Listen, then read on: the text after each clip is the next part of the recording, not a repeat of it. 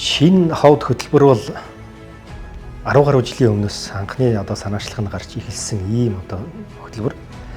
2012 онд Орон нутгийн сонгуульд Монгол Ардын нам дэвшүүлэх мөрийн хөтөлбөрөөр боловсруулж эхэлж исэн юм үе.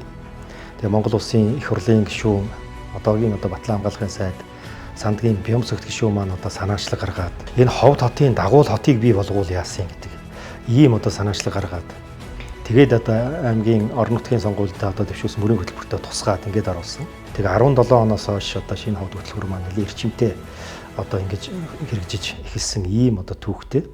Тэгэхээр энэ хөтөлбөр бол томоохон стратегийн урт хугацааны ийм хөтөлбөр учраас нэг өдөр, нэг сар, нэг жилд бол бүх зүйл шийдэгдэж чинь гэж бол байхгүй. Тийм учраас энэ шинэ ховд хөтөлбөрийг хэрэгжүүлэх, газрын асуудлыг шийдвэрлэх, дээрээс нь дид үтсүүдийн асуудлыг шийдвэрлэх, хөтөлбөрөө боловсруулж урт хугацааны бодлогын баримт бичиг болгохоос гэсэн маш их ажил ингэ шаардж байгаа. Тэгээ ямар ч байсан шинэ ховд хөтөлбөр маань ер нь гараанаас гараад нэлээд хэрэгжээд ховдчууд маань бас мэддэг, зорилго чиглэлийн бас ойлгодог юм болцсон байгаа.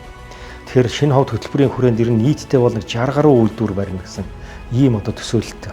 Энэ шинэ ховдын маань нэг онцлог бол ерөөсөө хувийн хвшилтийг хамтарч ажиллах, төрн хувийн хвшилтэд боломж олгох, ажлын байрыг нэмэгдүүлэх, нэмэн өртөг шингэсэн бүтээгдэхүүн үйлдвэрлэх ийм зорилготой.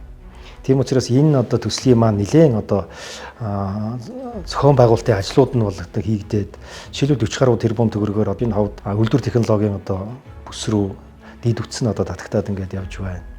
Маш олон төрлийн ажлууд хийгдээд явж байгаа учраас энэ ажлууд цаашаа үргэлжлэх ёстой гэж ингэж бодож байна.